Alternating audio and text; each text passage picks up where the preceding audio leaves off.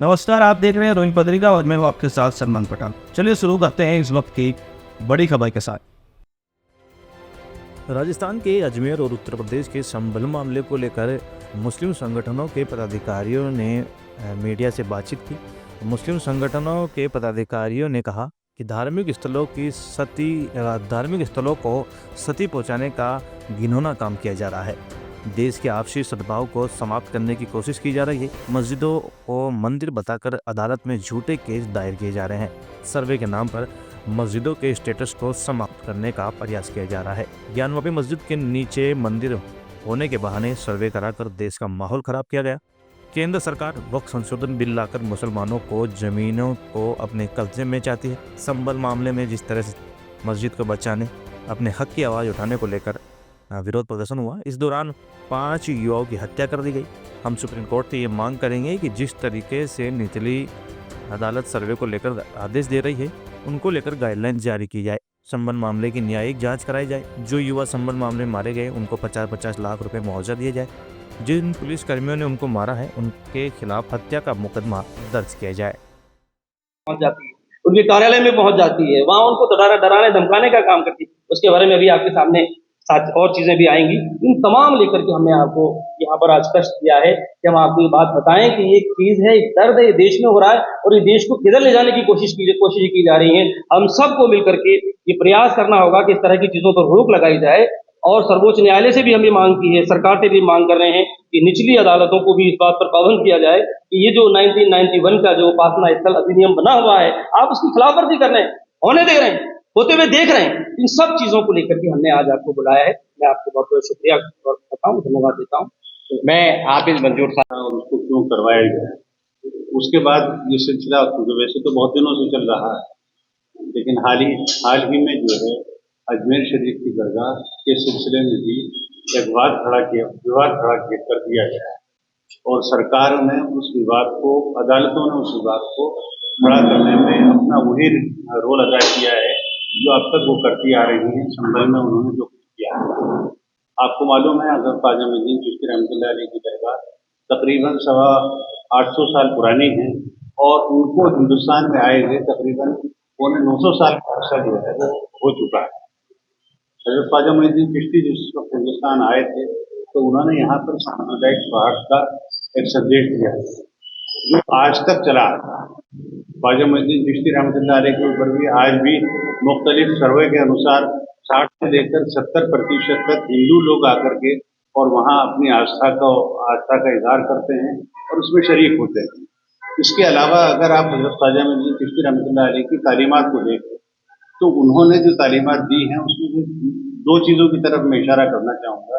पहली चीज़ तो ये है कि उन्होंने जो रंग इख्तियार किया वो रंग वही था जो हिंदुस्तान में आमतौर पर पसंद था, मजहबी रंग इख्तियार किया जाता है। दूसरा ये है कि उनके यहाँ जो भी फातिहा होती है या वहाँ पर जो भी प्रसाद बनता है वो प्योर वेजिटेरियन होता है। मीठे चावल बनते हैं, गोश्त का बिल्कुल इस्तेमाल नहीं होता है और ये परंपरा वहाँ बरसों से चली आ रही है। इसके अलावा बसंत के मौके के ऊपर खुसूसी प्रोग्राम वहाँ दरगाह के अंदर होते हैं। ये तमाम चीज़ें जो हैं इस बात का प्रतीक है कि हज़रत ख्वाजा मोइनुद्दीन चिश्ती रहमतुल्लाह अलैह सांप्रदायिक सौहार्द के जो है वो एक अलामत है। ऐसे संत की, ऐसे महात्मा की जो है उसके ऊपर उंगली उठाना उस वक्त में जबकि मुसलमान बादशाह जो थे उनके पास पूरे हिंदुस्तान की ज़मीन पड़ी हुई थी, उन्होंने मंदिरों को जागीरें दी, क्या वो उनके लिए इतनी सी ज़मीन उनके पास नहीं थी कि वो अपनी दरगाहों के लिए, अपनी मस्जिदों के लिए वो ज़मीनों का इस्तेमाल कर सकते थे? लेकिन ये भ्रम जो फैलाया जा रहा है, धार्मिक उन्माद जो पैदा किया जा रहा है, उसके हम भर्त्सना करते हैं और न्यायालयों का जो रवैया है उसको भी हम पसंद नहीं करते हैं।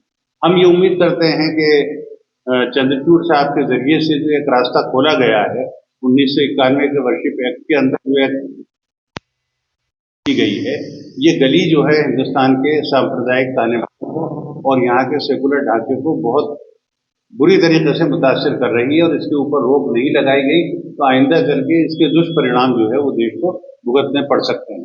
इसलिए हमारा मुतालबा ये है कि फौरी तौर के ऊपर इस किस्म का कोई भी मुकदमा अगर किसी भी अदालत में जाता है तो सरकार और सुप्रीम कोर्ट फौरन उसके ऊपर पाबंदी लगा दे कि अब इस किस्म की किसी भी मामले की किसी भी अदालत वहाँ ये भी कहा गया कि वहाँ कोई वहाँ कोई राम मंदिर का अवशेष नहीं मिली है, वहाँ कोई राम मंदिर होने के सबूत नहीं मिले हैं।